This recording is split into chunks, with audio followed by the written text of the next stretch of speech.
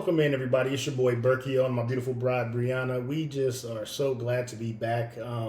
We lost track of time last week, and I'm gonna be honest with you.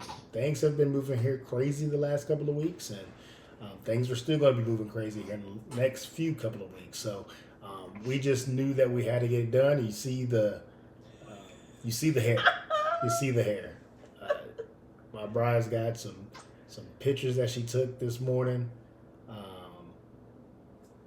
Flexi rod. Flexi rods. There you go. So, Y'all know what flexi rods are, women out there watching. Makes your hair look luxurious. yeah, so her and the girls got a photo shoot, and we're excited to see what those pictures turn out like, looking like. So, you got to do what you got to do, So, we are just so grateful to be able to be in front of you once again and talk about the good word. Yeah, let me say one more thing about my hair because this is happily ever after hours. It's after hours. It's after hours. The house is closed for the night, That's and facts. this is real. We talk about being real Yeah. and raw and relevant. Yes. Here Yes. I am. Here we are. Here we are. So don't cook me in the chats is what I'm saying. So there you go. Yeah, and you see the little one, she's still up. She's going to be up. We tried 2 different times to get her down. And Yeah, she's that's just the other thing. I'm running on 2.5 hours of sleep. 2.5 How am I hours. still awake? I don't know. The power of At motherhood. this point, That's like, the power of motherhood. yeah. But we're gonna jump right in with what we're talking about this week, and it's been prevalent since the Bible times. We all deal with it. We all have it within ourselves and within our close knit, hopefully, families. Is dysfunction. Family dysfunction that we have is going to be different than the dysfunction that you have, but I think everybody is able to work with it and deal with it, and then hopefully, what the biggest thing is work through it, and make sure that dysfunction isn't a detriment to what you're trying to build within your family. And so, what we pull here is out of one of the Gospels. Is Mark 3:24-25. It says, "If a kingdom is divided against itself, that kingdom cannot stand, and if a house is divided against itself, that house cannot stand." And right there is just so much to unpack, and we hope we do a good job of really kind of, again, being open about what we go through in our family's dysfunction, that you can also be honest with yourself and reflect on the things that need to be worked on. But there's also plenty of dysfunction in the Bible that families went through, and they had to work through it. Yeah, definitely. But before we get into that, I still have my question. Ooh, I see. You didn't say it. I didn't know if you had it or not. Yeah, I had to think about it. It was coming. So my question today is, it can be something that you personally have dealt with, or it can be something that like you've heard from other people or something like that. But what is the most annoying thing to you that families do? The most annoying thing to me that families do. I don't know. That's a loaded question. You always answer loaded questions. Well, yeah. I want her just to ask me like a simple one. I can No, I'm philosophical. What do you mean? No, I'm just you are. Let me think. So what is something that, let me know. I'll let you think. So I'll go first. I would say something that gets on my last nerves is the secrets. Oh yeah, that was easy. I should have said that too. Yeah. Like I saw a thing. Yeah. It was I think it was on Instagram. It may have been a reel, but this guy was just saying like how people are like, oh, families don't do the same thing that they used to do when Big Mama and Grandpa was around and all this stuff. Like they held the family together. He was like, no, it's because a lot of people back in the day, they held all the family secrets in, which kept the family together. And then when they passed and all the family secrets got out, then people went their separate ways because it was craziness. Like I know there's a lot of stuff that came out in my family once certain people passed, and it was like, what?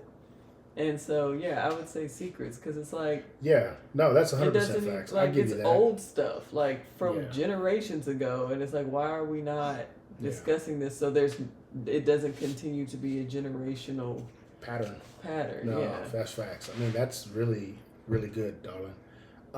I would have to say the same thing because, you know, and I know, but it's so true. Like, I've heard so many family secrets now being an adult his are so juicy. that I'm just like, I love when we hang out with your cousins because it's always a new one, and I'm like, ooh, on today's episode of Guess what's What Happened happening in in the the birth culture Family lineage. 30 years ago. You know what I'm saying? And so it's just like, yo, this is the thing that I think has driven a wedge between dysfunction between family. And, you know, closed mouths don't get fed is something that Trenton Sr. had taught me. And, you know, closed mouths also don't talk once they don't want to burn bridges or whatever else it is. But it really bothers me when I learn about stuff that it's like, one, I think it can help us move forward, right? As a family, it allows that healing, but pride, and these people don't believe that they have pride, which you do, where it doesn't help anything. I'm seeing families, the inner families within the family, not have conversations because of disagreements. Yeah. Of how they should do. Now, if I'm an adult, you're an adult, regardless of when you're a child, you should talk to me like an adult. Correct. And it should be a point of conversation now where we're both intellectually, for the most part, on the same level playing field. At least able to see each other's point of view. Yeah, and because, you know, respect it, yeah, whether you because agree or not. Yeah, 100%. Like, if right now my son's 8, I can't have that conversation with him about certain things. Mm-hmm. Our daughter's 3, our son's 8, our youngest daughter's 4 months. So, yeah, there's things that, you know, you're not going to tell a 4-month-old, a 3-year-old, an 8-year-old. But a 28-year-old and, say, a 58-year-old man, those are conversations we need to have now. Right. Because that's the biggest detriment within families is just the dysfunction. The Lord put it on me. He said, you heard this earlier this week, and you knew that you needed to talk about this. And it comes from Amos 3:3, and it says, can two walk together unless they are agreed? Come on. No. Simple. No, they can't. Yeah. Because if I say, hey, we got to go east, and you say, hey, we got to go west, where we going? Where we're going. We're never going to walk on the same path. We're never going to be at the same destination. And for me and my family, the destination we want to have is one when we are adults, bigger adults, I should say, because we are adults now, but bigger adults is when our kids are adults as well, is that they want to come home. Yeah. That, hey, they may leave, but they want to be at mom and dad's house. Like every now and then. It's a good time. Not you know like, what I'm saying? Like, oh gosh, I gotta go see mom and dad. No, I want them to come see me. So I want to eradicate the dysfunction that I have seen, that she has seen, and that is right there, Amos 3:3. We have to come together with agreement about what we want. Yeah. So. Yeah, I definitely agree. So dysfunction we're talking about, and this is about all types of dysfunction. So we kind of touched on the secrets part of it, but what is some other dysfunction out there that you feel like is a big part of why family dynamics are, in a dire state sometimes? Well, there's a ton. And obviously alcohol, drugs, that causes dysfunction. Because, say, Tito, Tito's been doing drugs since he's been 20, right? And Tito's been in and out of rehab and trying to do things right, and he never does. And Tito is like, well, nobody cares about me. Mm. Even though people are trying to help him, right? Then what eventually happens is either the mom or dad, one of them, starts to pull away from Tito because they're like, hey, I've tried to help him. So, as much as that is detrimental to the core of the family, mm-hmm. you as the parent should not give up on your child. Right. I just thought when you said that, I was like, ooh, because I'm gonna up you a little, not up you in the competition. I mean, like add to it. I should say more so. So adding to that, idolization or like idolizing things, because in a sense, like I get addictions are, there's that illness part to it. Yeah. But it's also a little bit of idolization. I feel like it starts as idolizing it. Yeah. And it turns into that sickness of whatever.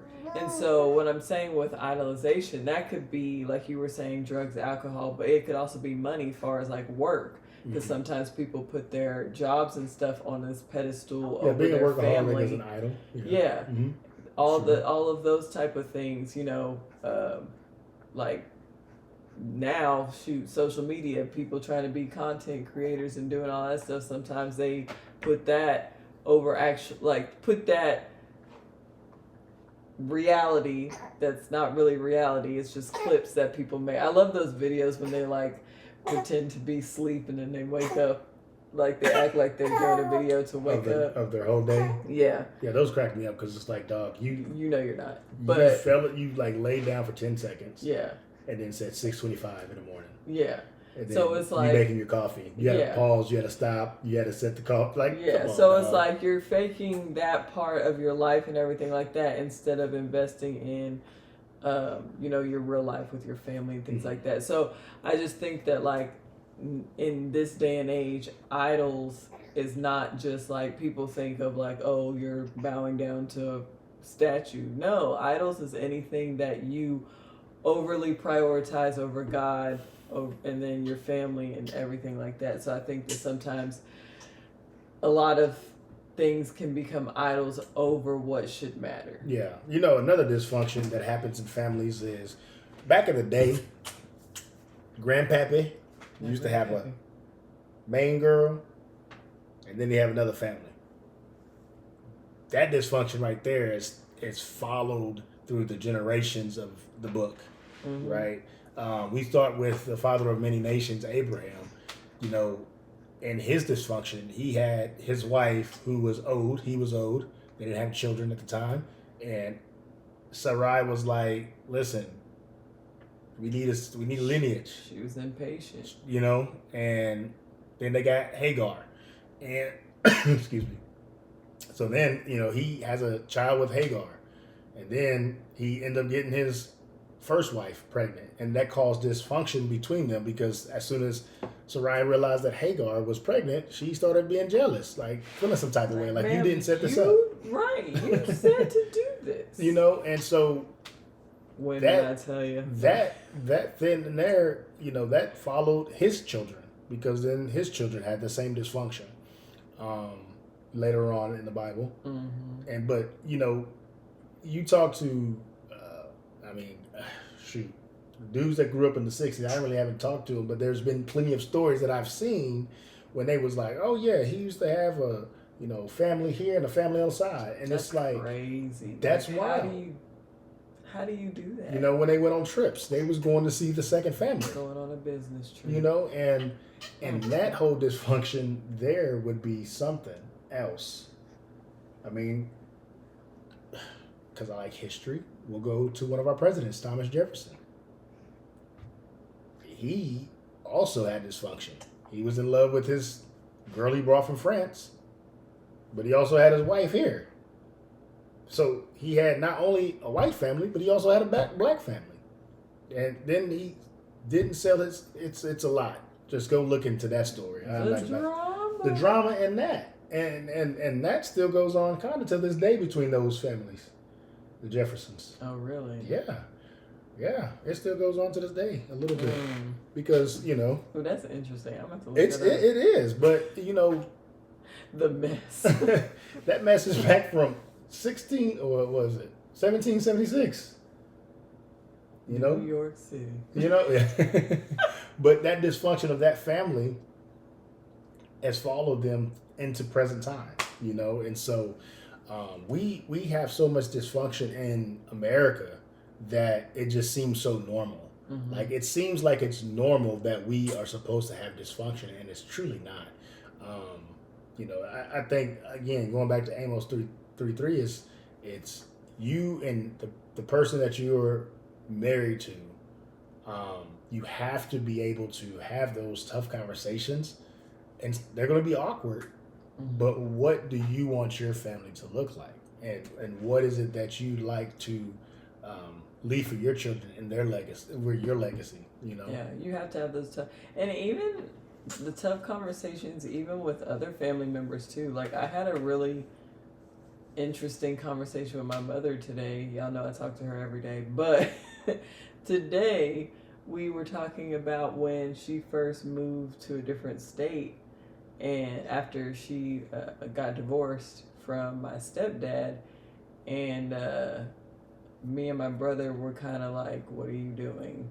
So we weren't very what's the word, supportive of it. Mm-hmm. And so we had, I don't remember if we had just got married or if we were like just got engaged or dating. I don't remember, but we were together, and then Brent was doing his thing. That's my brother. And she was telling me today, because we got on the topic, and she was like, it really hurt me when I was like packing up to move, like neither one of you guys came to help me. And I was like, well, I'm gonna be honest, because I don't have a reason to lie. I was like, I didn't want to help you because I didn't think it was a good idea, and Brent was mad that you were moving too, because we were like, what are you doing? Mm-hmm. And she was like, you never told me this. And I was like, I know, we've never really talked about this. And this was like 4 years ago. Maybe more. At least 4. 4, 5, something. It's been a while. But it kind of just was like, it happened. It was awkward for a little bit, and then it just went on. And I think that's another kind of a dysfunction sometimes with family, is the communication point of not communicating and just letting stuff just go. Like, it just fizzled away, and it's like, oh, it's fine. Yeah. And then something triggers a thought, and then she brings this conversation up, and she was darn near like still upset. She'd say she wasn't, but I could see it on her face. Yeah. And I was like, oh dang, I didn't realize that was that big of a deal for her. Like, I was busy, and I didn't really think it was, whatever. But like, I think families don't have a lot of conversations because of the idea of conflict, but really it's better to talk through it than let it sit and marinate or not get handled, and then it just continues to get worse. Yeah, no, I completely agree with that. That's something that I think that I'm gonna be completely transparent with it as well. Me and my mom, she's been going through it. Please pray for her. She's doing better. She's in a rehab center now. But for those that don't know, I lost my brother, her first child, when I was 12. And so she was, I guess, early 30s. Now that I sit here and think about it. Mm-hmm. She was probably 32, 33 when he passed. And, I asked her the other day, I said, I don't know if you've thought about it, but or talked about it. I said, I know it's going to be tough, but this is a difficult question, but what did you feel with losing him? And she sat there and thought for a minute, and then I'm trying to think of what she had said, because it was week before last. So did she say like she was scared or something? Well, yeah, not only that she was scared, but that she wasn't ashamed. I can't remember. We'll go with the scared part, but she was scared for my life and my sister's life, right? She was afraid for us to turn 17 because she had lost her child who just turned 17, and she's like, I just didn't know what to do. And we never had conversations about him not being there no more. We never talked about it. We never really healed from it, I would say, collectively. And I would say that it didn't necessarily cause dysfunction, but it did stop communication. We didn't communicate about what I was going through as a young man at the time. My sister was too young. She was 5. Yeah, she was at 5.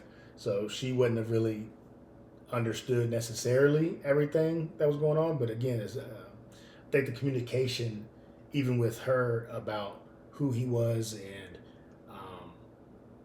kind of what, again, losing a kid, again, that's a conversation we talked about earlier that you're not going to have with a 5-year-old, but when she did turn 15, 16, 17, those are conversations that then now should have been brought up about how she as a parent is looking at life after losing a child. And so, one thing my Aunt Bobby had said is, she's like, we don't really show a lot of emotion. And I grew up not showing a lot of emotion. And that is a part of dysfunction, right? Because emotions is human. And to be human, you have to have emotion. And you need to show it. I was talking to a young man today in an interview for our academy. He lost his father 2 years ago. And he was like, I'm struggling in school and I don't know why. And I said, have you ever sat and talked to anybody about it? He was like, yeah. And mom was like, yeah, we're in therapy. But I was like, have you cried? Have you actually leaned into your feelings about losing your dad at a young age? Because that may be a part of why you're failing in classes, why you don't feel as you're doing very well. And he was just like, I didn't ever think about that like that. But I will now. Look like you had a thought. What was your thought? Well, it was just going to go. Remember I was telling you about the building thing earlier? The building thing, yeah. I mean, it kind of goes with that. So I'm going to tell y'all because you're like, what is the building thing? So I heard, I was watching a show and this guy was giving some advice to a couple, and he was talking about how emotions, if you don't tap into your emotional and mental healing, it can cause a lot of things to go wrong in your life, and kind of like what you were telling the kid with his school and stuff, because it's he used the analogy of a building, and it's you have a building and something happens, whether it's a relationship that fails, losing someone, anything like that, and it turns into rubble. The building falls, it turns into rubble. Right. But so emotional and mental healing is taking that time to do the work to clear out that rubble of what happened. It's not saying I'm going to forget everything that's going on, but it's saying, okay, I got to figure out how I can move past it, but understand what I did wrong the first time, or what happened the first time, so that I can be better prepared the second time, or however many times. Yeah. And so if you don't do the work, that's like you trying to build another building on top of the rubble. Yes, you can build a building, but is it going to be as sturdy as it could be? No. Is it going to be as appealing as it could be? No, because you have all this rubble everywhere and then this random building, and you can't really build it the way that it could be built. Right. So that's the same way as if you're trying to live your life without doing that emotional and mental healing. You're just trying to go through the motions of oh, it's fine, I can work through it, and not figuring out what will help you personally heal. Because like you were saying, his mom was like, oh, we're going to therapy. That's great. I'm glad that they're going to therapy, but that may not be what he needs to heal, completely. Yeah. The therapy may be helpful, but he may need that good cry. He may need an outlet of playing a sport or something. Yeah. His mom said he was ready to go hunting. Yeah. And the crazy thing is, the kid just had knee surgery. His knee was going in and out. It wasn't. Oh. Yeah. He was sucks. Yeah. I was like, he's 15. How's his knee going in and out? But anyways, he was excited to get to hunting because I think that was something him and his dad probably did. Right. That probably will be good for him. Yeah. And so it's finding those things that can help you get that rubble out the way so that you can rebuild yourself. And what you just said, a thought just really flashed across my mind is dysfunction is contagious. It is. It's very contagious. We see, we'll use TV for instance. You see a dysfunctional family on TV, and for a young person, we'll use my niece for instance. She thinks that's normal. Mm-hmm. She's 13. She doesn't really necessarily understand the complexity of thought and how the things that we see on TV isn't real life, even though it says it was reality TV. And you see a little girl on TV slam the door. I hate you, mom. And then she decides to do that like that's real life. That's gonna get you knocked out quick, fast, and in a hurry. But again, that communication comes with her being able to listen and to actually hear what is being said rather than feeling like she's being criticized. And then the adult in the situation being able to actually get the point across of why this isn't real. I think that's a big part of with the communication is the actual like breaking down of what you're talking about, because you can easily say, okay, don't do that. Okay. That's not communicating. Yeah. Communication is, hey, we're not doing that because blah blah blah. Yeah. And this would be the outcome of that. Like even with Robin now, like if she's standing on a chair, I'm gonna say, Robin, get down. And then she's gonna get down. I'm gonna say, do you understand why you have to get down? Of course, she's 3. She's gonna say no. And then I'm gonna say, because if the chair wobbles, you could fall down and hurt yourself.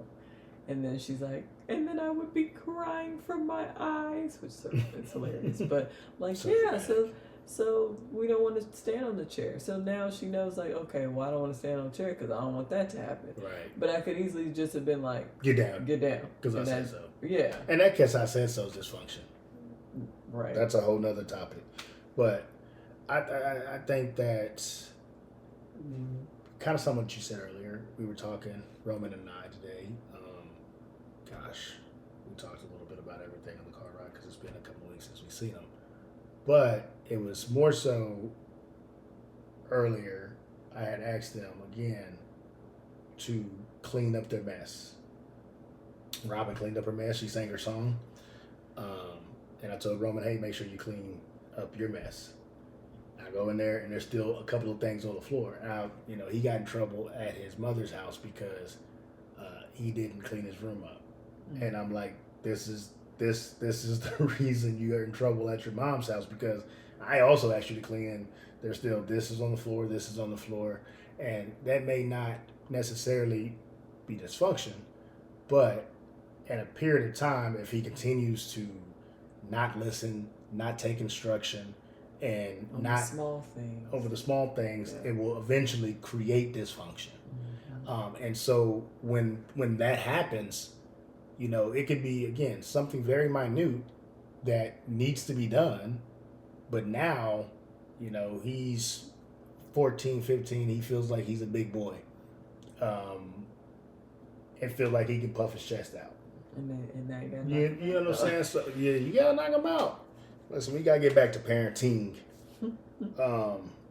But anyways, I think that it breeds into a kid. Oh, my parents don't understand, or if they don't listen to me ever, or this, that, and the other. And again, that causes dysfunction. That breeds dysfunction. It breeds the word just slipped my mind. Every word is slipping my mind tonight. But it breeds discord. Yeah. And kind of resentment. There we go. There it is. It breeds resentment, not only for the kid, but also for the parent, because the parent, again, I know we say we're supposed to parent, we're supposed to, be the bigger person, but it's it's like sometimes, dog, I just need you to do what I said. I'm gonna be real transparent, real quick. Right now, me and our son are having. I mean, we're getting better. We're getting better, but it was a hard little period for a minute, and it was a lot to do with the communication of just like him growing up, me being pregnant and it was just a lot going on. And so when you have those different things going on, and then you add in not communicating, because it got to the point where we really weren't communicating with each other, it made it worse, more so than better, because at one point I was like, I'm just not going to say anything because it's just making me more mad. Yeah. But really it made it worse with me not saying anything, because then he felt like he could do whatever. Yeah, yeah. Mm-hmm. So, but I was going to say too, with the communication also, it's not communicating our mistakes as, like older people to the younger people. Like, oh yeah, That's something I'm big about. Yeah, I'm big about being transparent with my children. I have so many aunts and uncles, not necessarily on my mom's side, but on my dad's side. That of course I'm not as close to my dad's side, but at a period of time when we all used to get together, it was a bunch of older people, aunts and uncles and things like that. But I cannot remember us ever having a conversation of them talking about mistakes that they made.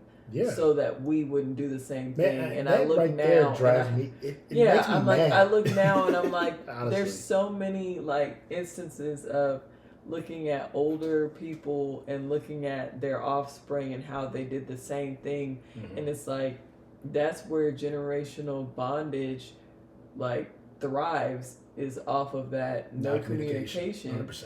Because okay, you have a single mother that she didn't choose that life. I get it. She had to deal the hand that she was dealt, but then she never talked about it with her daughter. So then what happens? It happens again. Right. And it happens again. And it happens again. Yeah. No, I 1,000% agree with that.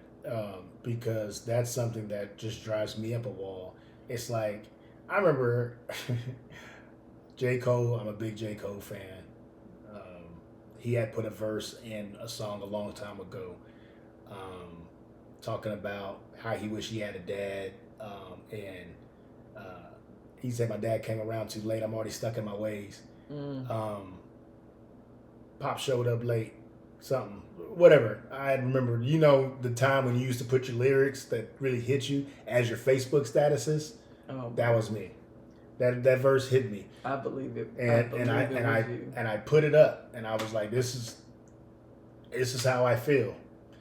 And lo and behold, Senior hits me up. And I'm like, bro, I was like 26, 27, something like that. Not your daddy hit you up. Yeah, I'm like, bro, we ain't got nothing to talk about. Like, it is what it is. I just felt the verse because it resonated with me.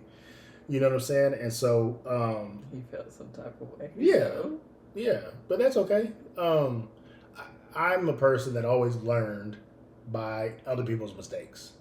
Right. I always looked at what they did and said, okay, I'm not going to do that. There were several guys that I grew up with that should have been Division I athletes. They didn't do it because they couldn't cut it with the coaching. They couldn't cut it with whatever else it was that they disqualified themselves from pursuing that dream. I saw that and said, you know what, that's not going to be me. I'm going to stick it through, and I did, and I just used that. I got a lot of siblings. I said that's not going to be me when I have my children, because I want to break something that has been permanent. Clarify, it's not the amount of siblings. It's not the amount of siblings. I love every last of my siblings. They're all half. Yeah, and I never see them as that, right? But that's what the world sees it as. Well, so, I'm just saying in the context of what you're saying, you don't want to do it. Like my dad has, a bunch of children from different women, and I saw that, and I was like, that's dysfunction at a very young age, and I was like, I don't want to copy that path, right? And so, I'm not, and that's just, they're all unique individuals, and I love every last one of them. I'm proud of every last one of them, but the amount of broken homes that man created, is dysfunction. And I do not support that. I will not support that. It's something that just drives me up a wall in this generation of men, and just women too, because women do cause the dysfunction as well. They are the ultimate, what's the word I'm looking for? If a dude got 4 children and he ain't taking care of 3 of them, what you doing? What you doing? That's your fault as well. You say, you know what? I'm gonna go ahead and take that on too. You can't fix it. But anyways, that causes more dysfunction within inside the family, and that's not how we were supposed to be. But I know that we're all flawed creatures. I'm no better than the next man. I just want to make sure that I am setting up my children for a better future of love, caring, and support, and a better functional home. We're dysfunctioned, it is what it is.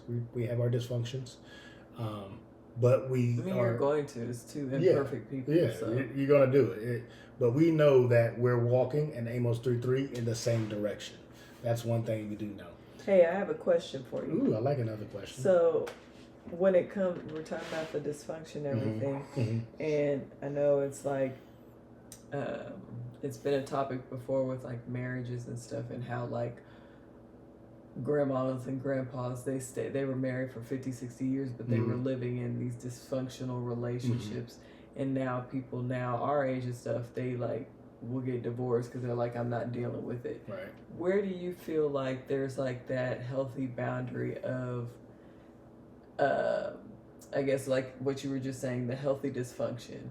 Like, where do you feel like it's like, okay, I'm gonna fight for this because it's just two imperfect people walking together, and where is the boundary of, no, this is like dysfunctional, I need to be done with this relationship? Because I feel like sometimes, like outside of like abuse and stuff, outside I feel like that's obviously, if that's something that's happening, please leave. That's but I feel like sometimes people give up too soon in relationships. I think something also is,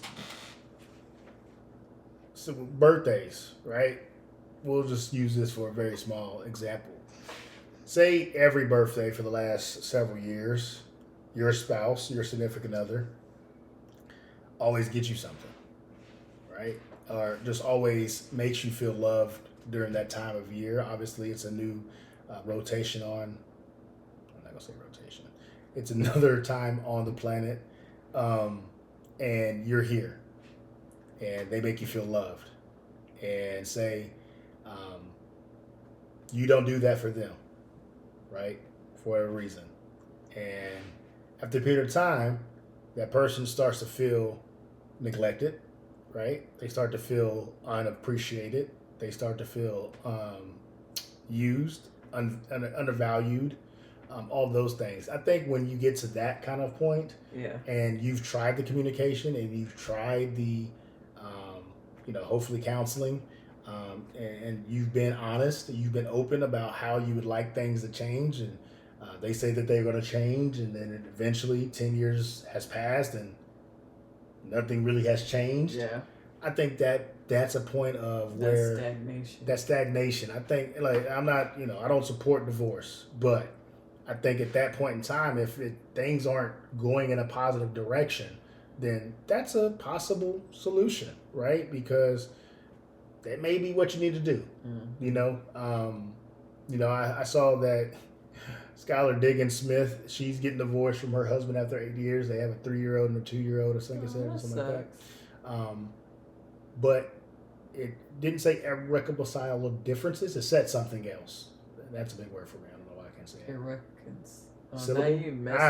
know. I'm sorry. Anyways, they're getting divorced, and for whatever reason, it said it on the article that I read, and I think whatever possibly, if it wasn't infidelity, if it wasn't something of abuse, it possibly could have been fixed. But they could also have been through that situation that I just explained. But then also, I think the care, right? I think that's the biggest thing that people want, is just show that you care. Because, it is a difficult situation to come in and come out every single year, right? Because you may, I don't know. I love helping her out. I try my best, and I think she knows that I care. But I think it's the also the effort that you're putting into that relationship. When a person doesn't see effort, then they say, what is the point? Yeah. So I think that's something that is big. But I'm going to leave you with this, because I saw this week, and it was very important that I get it out because it came across my feed. Get it out. Dr. Darius Daniels is, to me, one of the best preachers in the land. He said, love is like being responsible. And by that, he said, you show love by being responsible with how you act, right? Because if I'm out in the streets or doing whatever, I have to be responsible and show my wife or my spouse, my husband, that I'm also responsible for their love, right? Because I wouldn't want to be out, like, taking off my wedding band, right? And moving about the streets. I wouldn't want to do something selfishly for myself, not taking into account of what they're going through. Right. And he said, love looks like responsibility. And that to me was big because I also have to show my children that I love them by being responsible, right? I can't go out drinking and driving like I used to when I was 20. That's very irresponsible. Don't suggest it. I thank God that I got home safely when I did that because that was stupid of me. But to drink and drive would me not showing my children that I love them because I'm being very irresponsible. That's good. And I said, yo, that's really good because that's dysfunction if I'm doing that. And I don't want to breed dysfunction. I don't want to cause dysfunction in any shape, form, or fashion. But I know that I'm a flawed human, and I'm going to take everything that I have to make sure that I am doing things responsibly to show the people that I love them by being responsible. That's right. Good, babe. Yeah. That's good. But, we thank you guys for checking us out. Please, if you have not liked or shared or subscribed, please do all three of those things because we want to just have these candid, open conversations with more people. And like my wife said, most people are trying to do it for subscriptions and do it for the fame. I don't care about fame. I want God's glory to get out there and for us to have better understanding of how we can cut the dysfunction by doing some of the things that we talked about, making sure that our houses are not divided, making sure that we're walking side by side together in the same direction with the person that we're walking in life with. This has been a happily ever after hour. We love you. Peace.